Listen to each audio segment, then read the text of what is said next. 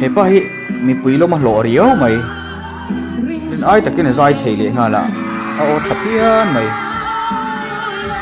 ti re be kai po hian thiamati ye chianga makati mel rio mai hei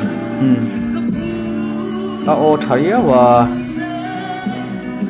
mak deu chu ti hian han chawa thadeu na han zai ngal ve mai thei hi kon fi takani a mu nom riau mai hei no pangan tang sap sapa dia ka adiak lo lai deu a hian kaltir om patia commander ten nei vek om sia chu ti rol chon hei an salute lo chang le tu an khwal lian an eng choi hi tension position om he lo le nga la a thave riau an noi tang riau in garia an bu nom phia nang am huna chon an khongai thak sep sep re khop mai o hemi te po hei tuna he tan khai pa ve deu pakhati luru arin mel khop mai hei mia maya top tamak mai za zel phone pora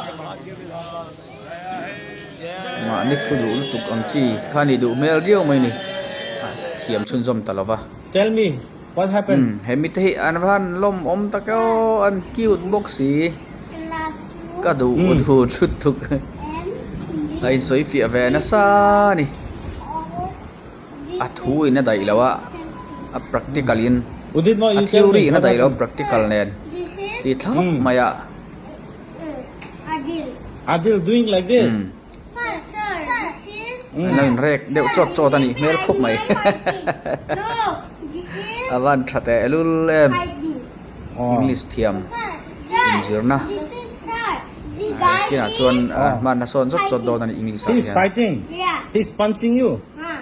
Look, sir. khop mai This class. lama chuan ti hian in mizo tong in kom le vek thei tur thawa No, ngai la sir. This is ma son na zel ani Adil. Oh. class 10 chuak ro rawa mizo medium ai chuan english medium chuak nge nge te hi chu Are you hitting? Are you hitting him? Talking Boxing? no sang deu thina No, talking kan mamo tak zetani mizo Adil. te chuan Udit is boxing you. english mai ne lo english ai ma chuan Where hindi do te hi boxing? thiam par Yeah. rom theira Are you thu sa punching mani. him? no. indian kan ni na ang hian He's punching. Adil is Bunam punching. khop mai. Yeah. This is not punching.